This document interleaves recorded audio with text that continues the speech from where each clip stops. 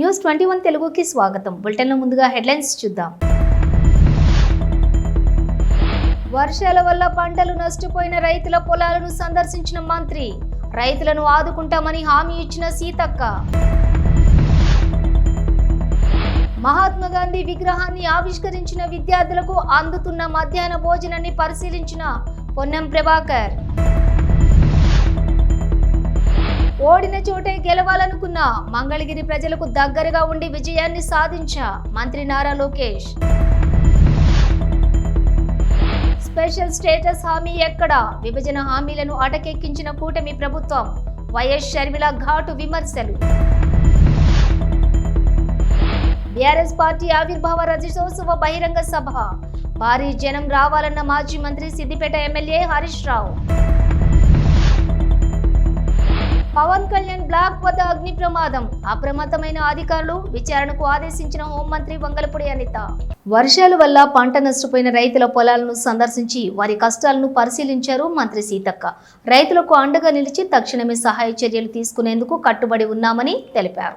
ప్రభుత్వం పూర్తిగా రైతుల వెంట ఉంటుందని తెలిపారు మంత్రి సీతక్క. ములుగు నియోజకవర్గంలో పెద్ద ఎత్తున పంట నష్టం జరిగింది. మరి రైతుల యొక్క బాధ వర్ణాతీతం. వారిని చూసి వారి పంటలను పరిశీలించి వారిని ఓదార్చి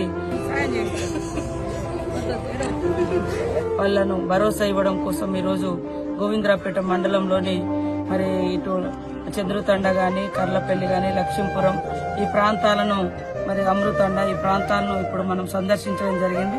మాతో పాటు అగ్రికల్చర్ అధికారులు కూడా ఉన్నారు. కలెక్టర్ గారికి కూడా ఆదేశించడం జరిగింది. వెంటనే సర్వే చేసి మరి వాళ్లకు నష్టపరిహారం కూడా ప్రభుత్వము ఇస్తే తప్పకుండా సర్వే కూడా ఇమీడియట్లీ సర్వే చేయమని చెప్పడం జరిగింది. మిర్చి రైతులు కూడా అక్కడక్కడ పాపం కళ్ళల్లో పోసుకునే కూడా తడిచిపోయింది. అదేవిధంగా పెద్ద ఎత్తున పంట నష్టం, ముఖ్యంగా మరి వరి నష్టం అనేది ఈ ప్రాంతంలో జరిగింది. కోతకొచ్చినటువంటి పంట కోసుకునే టైంలో ఇంకా 2-3 రోజులు అయితే ఇండ్లకి వచ్చే ధాన్యం మొత్తం కూడా మరి నీళ్ల పాలైపోయింది. కాబట్టి వాళ్ళందరినీ కూడా ధైర్యంగా ఉండమని కోరుతూ వాళ్ళకు తప్పకుండా ప్రభుత్వం నుంచి సాయం అందే విధంగా చొరవ తీసుకుంటాం. ముఖ్యమంత్రి గారి దృష్టికి తీసుకెళ్తాం.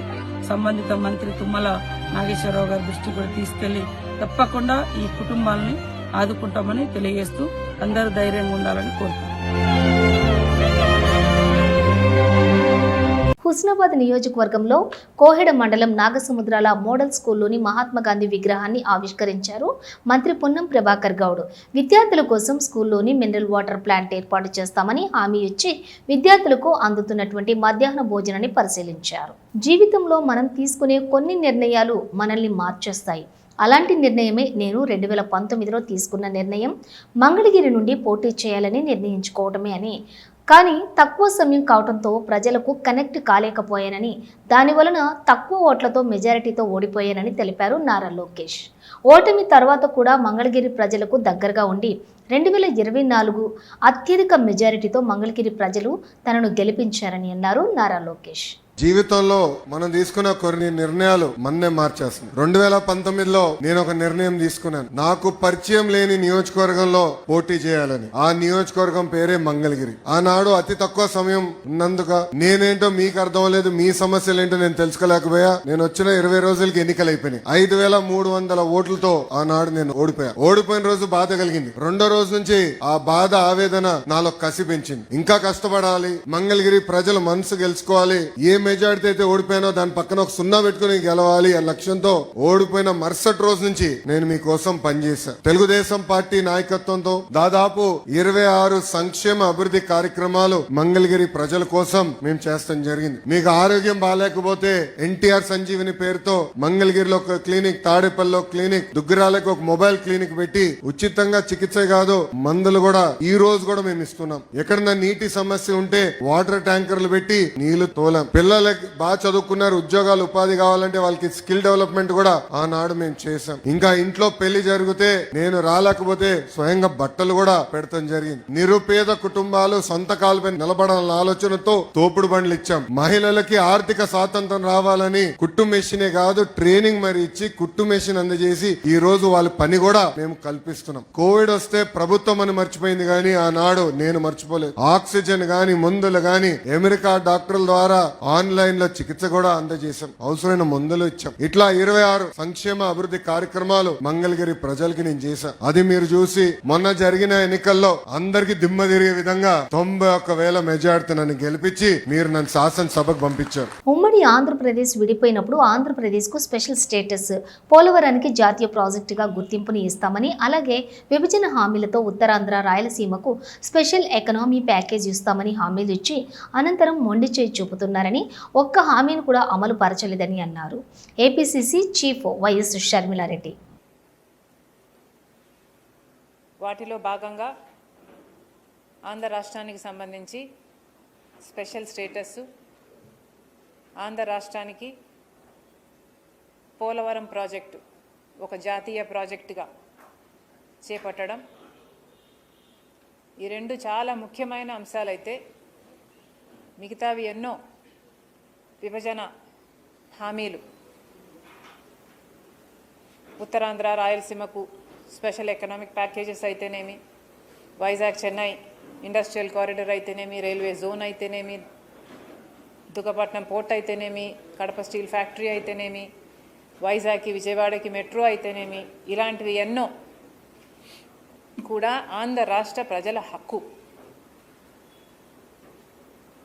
ఇది 2014లో ఆంధ్ర రాష్ట్ర ప్రజలకు ఇచ్చిన హక్కులైతే ఈ రోజుటి వరకు 2025లో ఉన్నాం, ఈ రోజుటి వరకు కూడా ఒక్కటంటే ఒక్కటి కూడా రాజధాని నిర్మాణంతో సహా ఒక్కటంటే ఒక్కటి కూడా ఆంధ్ర రాష్ట్ర ప్రజల చేతుల్లో పెట్టిన పాపాన పోలేదు బీజేపీ ప్రభుత్వం 2014 నుంచి అధికారంలో ఉండి కూడా. 2014 నుంచి ఈ రోజుటి వరకు బీజేపీ పార్టీ అధికారంలో ఉంది. ఆ రోజు నుంచి ఈ రోజుటి వరకు బీజేపీ పార్టీ ఆంధ్ర రాష్ట్ర ప్రజలకు వెన్నుపోటు పొడుస్తూనే ఉంది. ప్రత్యేక హోదా ఆంధ్ర రాష్ట్రానికి అతి ముఖ్యమైన ఇష్యూ. మోడీ గారు ప్రధానమంత్రి కాకముందు 2014లో మోడీ గారు చెప్పిన మాట, విభజిత ఆంధ్ర రాష్ట్ర అభివృద్ధి బాధ్యత నాది అన్నారు. ప్రత్యేక హోదా 5 సంవత్సరాలు సరిపోదు, 10 సంవత్సరాలు ఇస్తాము అన్నారు. ఇలాంటివి ఎన్నో పెద్ద పెద్ద మాటలు. ఢిల్లీని తలపించే రాజధాని కడతామంటారు అన్నారు. పోలవరం జాతీయ ప్రాజెక్టుగా మొత్తం కేంద్రమే కడుతుంది అన్నారు. ఇలాంటివి ఎన్నో పెద్ద పెద్ద ప్రామిసెస్, టాల్ ప్రామిసెస్ చేసి కూడా ఇన్ని సంవత్సరాలైనా 11 సంవత్సరాలైనా ఈ రోజుటి వరకు కూడా మోడీ గారు ఒక్కటి కూడా నిలబెట్టుకోలేదు అంటే మోడీ గారు ఆంధ్ర రాష్ట్ర ప్రజలను మోసం చేశారు అని మేము ఆరోపిస్తే అది తప్ప. మోడీ కేడీ అంటే తప్ప. బీజేపీ పార్టీ సమాధానం చెప్పాలి, మోడీ గారు సమాధానం చెప్పాలి, వాళ్లకు మద్దతు ఇస్తున్న చంద్రబాబు గారు, పవన్ కళ్యాణ్ గారు కూడా సమాధానం చెప్పాలి. ఆంధ్ర రాష్ట్రానికి ప్రత్యేక హోదా అన్నది ఎంత ముఖ్యమో అంతే ముఖ్యం పోలవరం ప్రాజెక్ట్. ప్రత్యేక హోదా మన బిడ్డల భవిష్యత్ అయితే పోలవరం ప్రాజెక్టు మన రైతులకు ఊపిరి. ప్రత్యేక హోదా ఎంత ముఖ్యమో పోలవరం ప్రాజెక్టు కూడా అంతే ముఖ్యం. అలాంటిది పోలవరం ప్రాజెక్టు ఈ రోజు వరకు కూడా పూర్తి కాలేదు అంటే దానికి బాధ్యత ఎవరు వహించాలి? ఏప్రిల్ 27న వరంగల్లో జరిగే పార్టీ ఆవిర్భావ రజతోత్సవ బహిరంగ సభ సందర్భంగా సిద్దిపేట నియోజకవర్గం ముఖ్య నాయకులతో సభ సన్నాహక సమావేశం జరిగింది.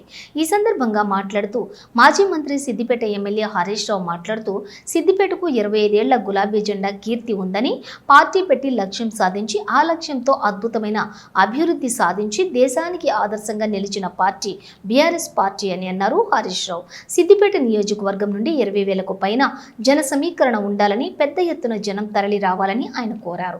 ఈ కార్యక్రమంలోని నియోజకవర్గ ముఖ్య నాయకులు పాల్గొన్నారు.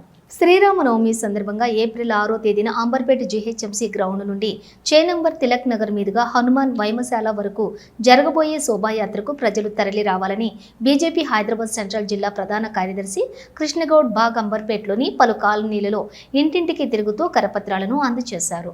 హిందూ ఐక్యతను చాటి చెప్పేలా ఉండాలని ప్రజలందరూ శోభాయాత్రలో పాల్గొని విజయవంతం చేయాలని కోరారు. ఈ కార్యక్రమంలో బీజేపీ బాగ్ అంబర్పేట డివిజన్ ప్రెసిడెంట్ చుక్కా జగన్, గోవర్ధన్ రెడ్డి, అడప చంద్రమౌళి, రామ్ రెడ్డి, ఏవీపీ నాయకుడు ప్రవీణ్, ఇతర బీజేపీ సీనియర్ నాయకులు తదితరులు పాల్గొన్నారు. ఈరోజు శ్రీరామనవమి శోభాయాత్ర సందర్భంగా 6వ తారీఖు నాడు జరగబోయే శ్రీరామనవమి శోభాయాత్ర సందర్భంగా మన బాగంబర్పేట్ డివిజన్ కార్యవర్గము అధ్యక్షుల వారి ఆధ్వర్యంలో ఈ ప్రోగ్రాము అయ్యప్ప స్వామి బాగంబర్పేట అయ్యప్ప స్వామి టెంపుల్ దగ్గర ఈ కార్యక్రమము కరపత్రాలు పంపిణీ కార్యక్రమము ప్రతి ఒక్క ఇంటికి తిరుగుతూ మరి ఇక్కడ రావడం అనేది జరిగింది. కనీ విని ఎరగని రీతిలో అంబర్పేట్ మున్సిపల్ ప్లే గ్రౌండ్ నుండి ఉదయము అన్ని బస్తీలలో శ్రీరామ కళ్యాణము జరుపుకొని మనం ఇంట్లో పెళ్ళి అయితే ఏదైతే ఉంటుందో పెళ్ళైన తర్వాత మన ఆడపడుచుని ఏ విధంగా మనం సాగనంపుతామో మన దీన్ని ఏమంటారంటే ఒక ఊరేగింపుగా, అందుకనే ప్రతి ఒక్కరు కూడా ఈ యొక్క ఊరేగింపులో పాల్గొనాలి. ఈ సందర్భంగా మేము అందరికీ ఇంటింటా ప్రతి ఒక్క హిందూ సోదరులందరూ కూడా మేము మనవి చేస్తూ మరి అందులో భాగంగా ఈనాడు చేయడం అనేది జరిగింది. శ్రీరమణ మున్సిపల్ గ్రౌండ్, శ్రీరమణ చౌరస్తా, చేనంబర్ చౌరస్తా, తిలక్ నగర్ చౌరస్తా, ఫీవర్ హాస్పిటల్ చౌరస్తా, బర్కత్పుర చౌరస్తా, టూరిస్ట్ హోటల్, వీర సావర్కర్ వరకు ఈ యొక్క శోభాయాత్ర బ్రహ్మాండంగా ప్రతి ఒక్కరు కూడా, అందుకనే మన ఇంట్లో పెళ్ళి అయితే ఏ విధంగా పత్రికలు ఇస్తామో అదే విధంగా ఈనాడు ఇంట తిరిగి మేము ఈ కార్యక్రమం అనేది చేపట్టడం అనేది జరిగింది. ఎక్కడ కూడా జరగనటువంటి యావత్ భారతదేశం మొత్తం కూడా ఈ శ్రీరామ కళ్యాణానికి ఎదురు చూస్తున్నారు. తదంతరం మళ్ళా ఈ యొక్క ఊరేగింపులు అందరూ కూడా హిందూ బంధువులందరూ కూడా తప్పకుండా పాల్గొనాలి అని అందరికీ ఆహ్వాన పత్రికగా ఈ విధంగానే మనము కార్యక్రమం అంతా దేశం మొత్తం చేస్తుంది, మేము కూడా చేస్తున్నాం. కాబట్టి అందరు కూడా ఈ యొక్క కార్యక్రమం పాల్గొనవలసిందిగా కోరుతూ, ప్రార్థిస్తూ, మనవి చేస్తూ తప్పకుండా రావాల్సిందిగా మనం చేస్తూ ఈ యొక్క కార్యక్రమంలో అందరూ భాగస్వాములు కావాల్సిందిగా కోరుతున్నాం. శ్రీరామనవమి సందర్భంగా అంబర్పేట మున్సిపల్ గ్రౌండ్ నుండి 6వ తేదీ మధ్యాహ్నం 3 గంటలకు ఎంతో శోభాయమానంగా శ్రీరాముల సీతారాముల శోభాయాత్ర కార్యక్రమాన్ని అంబర్పేట అసెంబ్లీ నియోజకవర్గం ఆధ్వర్యంలో మన డాక్టర్ ఎన్ గౌతమ్ రావు గారు, అంబర్పేట అసెంబ్లీ కన్వీనర్ గారి ఆధ్వర్యంలో ఎంతో వైభవంగా వివిధ రకాల సాంస్కృతిక కార్యక్రమాలతో, అదేవిధంగా అనేక మంది స్వాతంత్ర సమరయోధులతో, శివాజీ, రాముడు, హనుమంతుడు ఇలాంటి వేషధారణలో ఎంతో కన్నుల పండుగగా ఈ యొక్క శోభాయాత్ర జరగనున్నది. కాబట్టి బాగంబర్పేట్ డివిజనే కాకుండా మన హిందూ బంధువులందరూ కూడా అందరూ తరలి వచ్చి అంబర్పేట మున్సిపల్ గ్రౌండ్ మొత్తం కూడా ఆ రోజు ఎక్కడ చూసినా జన సమూహం కనిపించే విధంగా ఈ యొక్క కార్యక్రమానికి అందరూ రావాల్సిందిగా పేరు పేరున శ్రీకాకుళం వజ్రపు కొత్తూరు మండలం మంచినీళ్లపేటకి చెందినటువంటి ఇద్దరు మత్స్యకారులు చేపల వేటకు వెళ్లి మృతి చెందారు. దీంతో విషయం తెలుసుకున్న ఎమ్మెల్యే గౌతు శిరీషాం ఘటనా స్థలానికి చేరుకుని మృతుల కుటుంబీకులను పరామర్శించారు. ప్రభుత్వం పరంగా 5 లక్షలు, సీఎం సహాయ నిధి నుంచి 5 లక్షల చొప్పున ఒక్కొక్క కుటుంబానికి 10 లక్షలు ఆమె ప్రకటించారు. వల ఇంజిన్తో పాటుగా 50,000 చెక్కును ఆమె అందజేశారు. కొట్టడానికి కాదండి, ఆ కుటుంబానికి జరిగిన నష్టం ఎన్ని కోట్లు ఇచ్చినా మనం పూడ్చలేము. అయితే నిజంగా నిన్న ఉదయం జరిగిన దుర్ఘటనలో 24 గంటల లోపల ఇద్దరు సోదరులు క్షేమంగా వచ్చారు. మిగతా ఇద్దరు కూడా వస్తారని అనుకున్నాం, రాలేకపోయారు. ఈ విషయంలోని వెంటనే స్పందించిన అధికారులకు, కలెక్టర్ గారికి, ముఖ్యంగా మత్స్యకార మంత్రినే కాకుండా జిల్లా మంత్రిగా గారు కూడా మన వజ్రపు కొత్తూరుతో అనుబంధంతో వెంటనే ఈ విషయం చెప్పగానే ముఖ్యమంత్రి గారి దృష్టిలో పెట్టి ఉదయాన్నే ఇక్కడ నుంచి వెళ్తున్నప్పుడే అచ్చెన్నాయుడు గారు ఫోన్ చేసి డిపార్ట్మెంట్ తరపున 5 లక్షలు 2 కుటుంబాలకి, అలాగే ముఖ్యమంత్రి సహాయ నిధి తరపున 5 లక్షలు పంపిస్తామని చెప్పారు. మత్స్యకారులకి తెలుగుదేశానికి ఒక అవినాభావ సంబంధం ఉంది. పార్టీ గెలుపులోని ఓటంలో కూడా ఏ రోజు మమ్మల్ని వదలకుండా ఉన్న మత్స్యకారులు. ఈరోజు ఈ సంఘటన మాత్రం చాలా దురదృష్టకరమైనప్పటికీ కూడా వెంటనే కనీసం వాళ్ళ బ్రతుకు తెరువుకి ఇబ్బంది కలగకుండా 24 గంటల్లో నష్టపరిహారంతో పాటు వాళ్ళ జీవితానికి ఒక భరోసా కల్పించిన చంద్రబాబు నాయుడు గారికి, అలాగే అచ్చెన్నాయుడు గారికి, మా మత్స్యకార సోదరుల తరఫున ఇక్కడ ఎమ్మెల్యేగా వాళ్ళకి మనస్ఫూర్తిగా ధన్యవాదం తెలుపుకుంటున్నాను. అలాగే సోదరుడు 2 ఆడపిల్లలు ఉన్నారు. ఆ అమ్మాయికి ఏదో ఒక జీవనోపాధి చూపించాల్సిన అవసరం కూడా మన మీద ఉంది. ఆ 2 ఆడపిల్లల్లో పెద్ద పాప చదువుకుంటుందని తెలిసింది. వాళ్ళ తల్లి ఇష్టపడితే ఆ పాపని ఎన్టీఆర్ స్కూల్లోని మనం జాయిన్ చేస్తే మళ్ళీ డిగ్రీ చదివేంత వరకు ఆ బాధ్యతలన్నీ వాళ్ళే చూసుకుంటారు. ఆ తల్లి ఒక్కసారి షాక్ నుంచి బయటపడగానే వాళ్ళ కుటుంబ సభ్యులతో మాట్లాడి అమ్మాయికి ఒక లోన్ కానీ, అలాగే లేదన్నా మన పదవులు ఏమన్నా వచ్చినా అంగన్వాడీ కానీ, ఏదన్నా ఏదన్నా పోస్టులు కానీ అమ్మాయికి ఇచ్చే బాధ్యత చేయండి. అలాగే ఆడపిల్ల చదువు బాధ్యత ఎన్టీఆర్ స్కూల్స్తో మాట్లాడి అమ్మాయిని అక్కడ జాయిన్ చేసే బాధ్యత కూడా నేను తీసుకుంటాను. ఎన్ని చేసినా కూడా ఆ నష్టం మనం పూడ్చలేము. అయితే మీకు భరోసా, ఒక ఆడపిల్లగా మీరు గెలిపించుకున్న మీ శాసనసభ్యురాలుగా ఏ కష్టాల్లోనైనా మత్స్యకార సోదరులకి తెలుగుదేశం పార్టీ అండదండగా ఉంటుంది. మీరు మమ్మల్ని నమ్మినందుకు మీ మీద కూడా మాకు అదే నమ్మకం ఉంది. మరొక్కసారి సచివాలయంలోని 2వ బ్లాక్ వద్ద అగ్ని ప్రమాదంపై హోంమంత్రి ఆరా తీశారు. ఫైర్ సిబ్బంది అప్రమత్తమై మంటలను ఆర్పినట్లుగా వెల్లడించారు పోలీసు ఉన్నతాధికారులు. బ్యాటరీలు ఉండే ప్రాంతంలోనే ప్రమాదం జరిగినట్లుగా వివరించారు అధికారులు. ప్రమాదానికి గల కారణాలను తేల్చాలని ఆదేశించారు హోంమంత్రి వంగల్పూడి అనిత. కాగా అగ్ని ప్రమాదం డిప్యూటీ సీఎం పవన్ కళ్యాణ్ కేటాయించిన బ్లాక్ లో జరగడంతో మరింత అప్రమత్తమయ్యారు. ఈరోజు సచివాలయం 2nd బ్లాక్ దగ్గర బ్యాటరీస్ ఏదైతే ఉంటాయో ఆ రూమ్లోని ఎర్లీ మార్నింగ్ 6:30 ఆ టైంకి ఫైర్ యాక్సిడెంట్ జరిగింది. ఆ ఫైర్ ఏదైతే స్మోక్, మా ఎస్పీఎఫ్ డిపార్ట్మెంట్ వాళ్ళు స్మోక్ చూసి ఇమీడియట్గా వాళ్ళు కొంతమంది ఎస్పీఎఫ్ స్టాఫ్ ఇక్కడికి వచ్చి ఆ ఫైర్ కంట్రోల్ చేయడానికి ప్రయత్నం చేస్తూనే ఇమీడియట్గా ఫైర్ డిపార్ట్మెంట్ వాళ్ళకి చెప్పడం, వితిన్ 3 minutes ఫైర్ డిపార్ట్మెంట్ వాళ్ళు కూడా ఇక్కడికి రావటం. వాళ్ళు వచ్చిన తర్వాత వితిన్ 5 minutesలో ఓవరాల్గా చెప్పాలంటే ఒక 8 to 10 minutes మధ్యలో ఫైర్ అంతటిని కూడా కంట్రోల్ చేయడం జరిగింది. ఫర్దర్గా పెద్ద ప్రమాదమే తప్పింది అని అనుకోవాలి. ఎందుకంటే అక్కడ నుంచి కొంత స్మోక్ కూడా పైన ఉన్న ఫ్లోర్లోకి కూడా వెళ్ళటం, అక్కడ కొన్ని ఏసీలు పాట్ అవ్వటం, అదేవిధంగా బ్యాటరీలన్నీ కూడా కొంచెం ధ్వంసం అవడం కూడా జరిగినాయి. అవన్నీ కూడా ఫైర్లో కొంచెం కాలిన దాఖలాలు కూడా కనిపిస్తున్నాయి. ఇమీడియట్గా మొత్తం డిపార్ట్మెంట్ వాళ్ళు, జిఏడి వాళ్ళు, అదేవిధంగా సిఆర్డీఏ వాళ్ళు అందరూ కూడా ఇక్కడికి వచ్చి దాని మీద ఏం జరిగిందని ప్రిలిమినరీ రిపోర్ట్ కూడా ఈరోజు షార్ట్ సర్క్యూట్ వల్ల జరిగిందని ప్రిలిమినరీ రిపోర్ట్ కూడా ఇవ్వడం జరిగింది. అయినప్పటికీ కూడా ఇది పోలీస్ డిపార్ట్మెంట్ వాళ్ళకు కూడా అప్పచెప్పి డిపార్ట్మెంట్ వైజ్గా కూడా దీని మీద క్లియర్ కట్ ఎంక్వైరీ చేసినాం.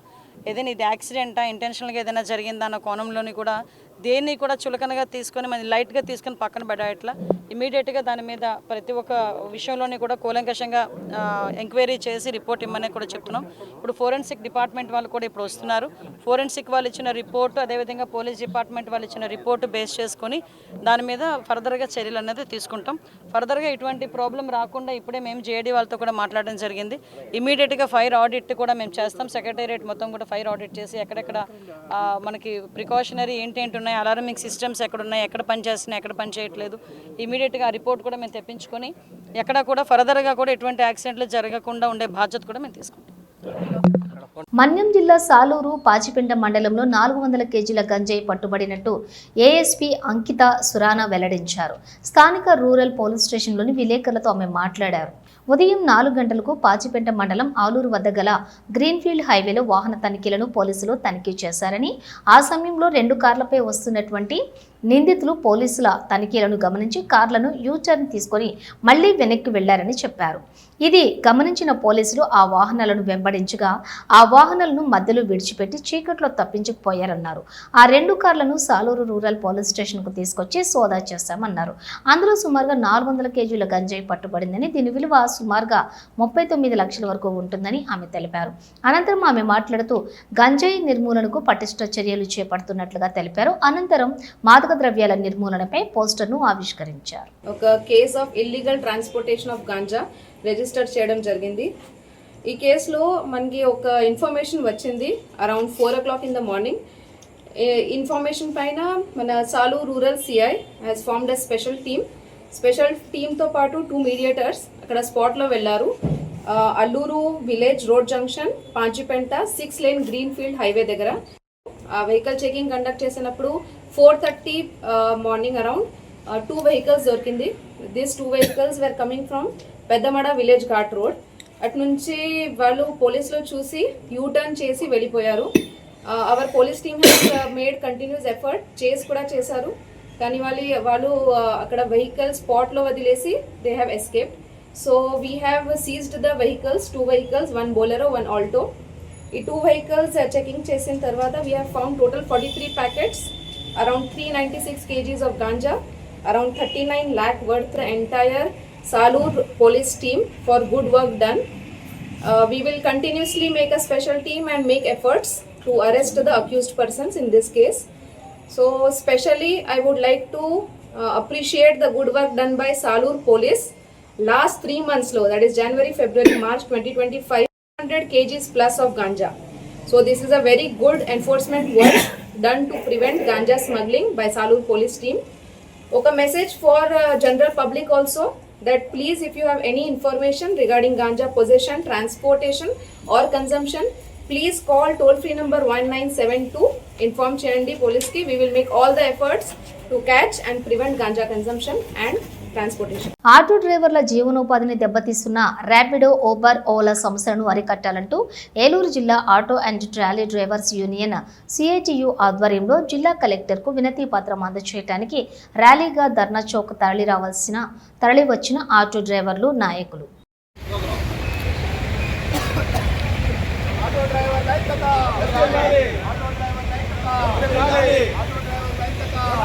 హెచ్సియులో జింకపై దాడి చేసి గాయపరిచాయి కుక్కలు. చెట్లు నరికివేయడంతో హెచ్సియు సౌత్ క్యాంపస్ హాస్టల్ వైపు వచ్చిన జింకపై దాడి చేశాయి కుక్కలు.